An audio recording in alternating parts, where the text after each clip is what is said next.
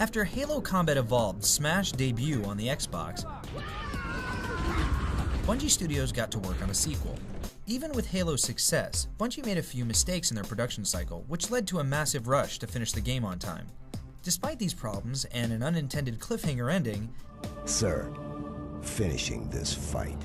Halo 2's impact left an even bigger crater than the first game. And so, the studio that started as a one-man company in a basement found itself on top of the world with all the privileges and burdens that come with it.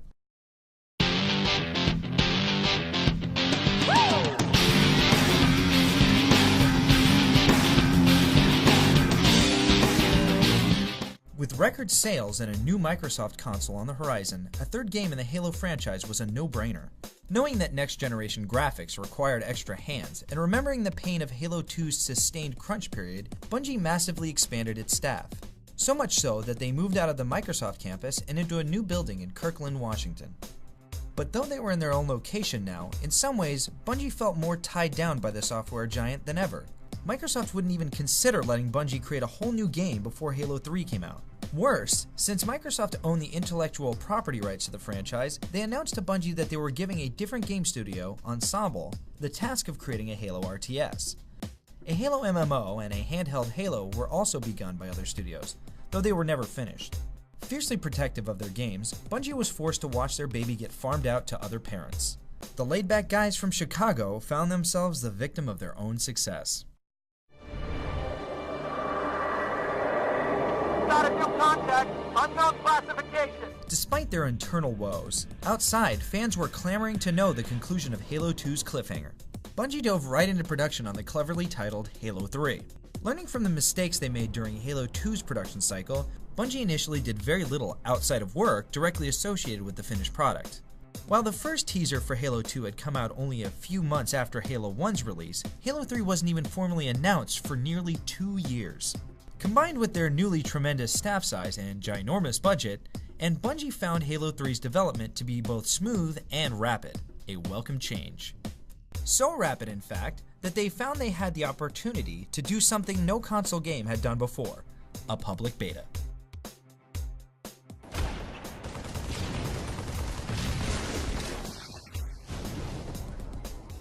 This would be a dramatic improvement over the Halo 2 demo, since the Halo 3 beta would feature actual levels from the game and allow user feedback on the whole experience. So instead of detracting from the development cycle, the beta would accomplish the same marketing task while actively assisting the team. But at the insistence of, as Bungie called it, their benevolent dictator, the beta was only accessible to people who bought the unrelated game Crackdown.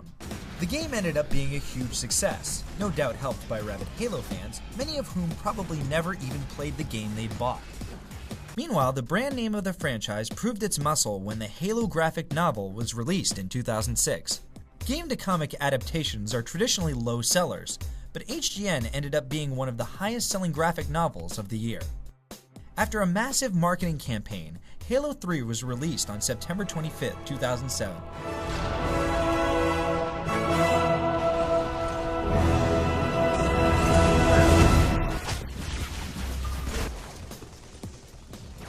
After Halo 2's record-setting 1.5 million pre-orders, Halo 3 received 4 million. It would go on to make $170 million on its first day of release, the highest-grossing opening day of any media product in history, including the recent Spider-Man film and Harry Potter book. The game once again featured a slew of new enhancements, while still being mostly the same experience. Graphics received a hefty upgrade for the HD-capable Xbox 360.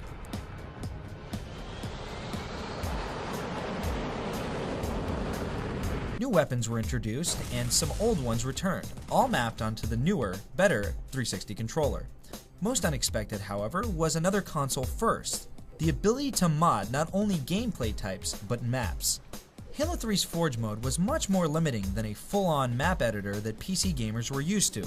But as with the strictly controlled Bungie.net interface, these limitations allowed for a finely honed experience. Players would always be in the maps they knew and loved, but their experience in those maps could now be wildly different. And in yet another console first, Halo 3 had a theater mode that allowed players to watch their single and multiplayer games with full camera controls, and then share them with their friends over Xbox Live.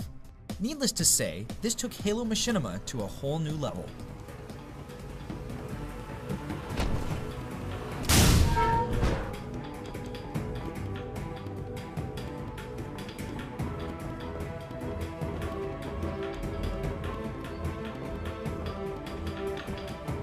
Despite Halo's massive popularity and Hollywood's poor box office of the time, the long-in-development Halo film, to be produced by Peter Jackson, was declared dead in late 2007. The film studios apparently wanted to renegotiate the financing at the last second, which led to a breakdown between the various parties involved. Similarly, a follow-up to the successful Halo graphic novel, entitled Halo Uprising, met with massive delays. Supposed to be completed by the time of Halo 3's launch, the fourth and final issue did not arrive on shelves until April 2009. Despite its spin-off projects meeting with difficulties, Halo 3 has become the best-selling game on Microsoft's successful Xbox 360 console. 2 years after its release, it crossed the 10 million sold mark. But even with all the success, the wars over Halo had not ended, and were about to break up one of the most profitable partnerships in gaming history.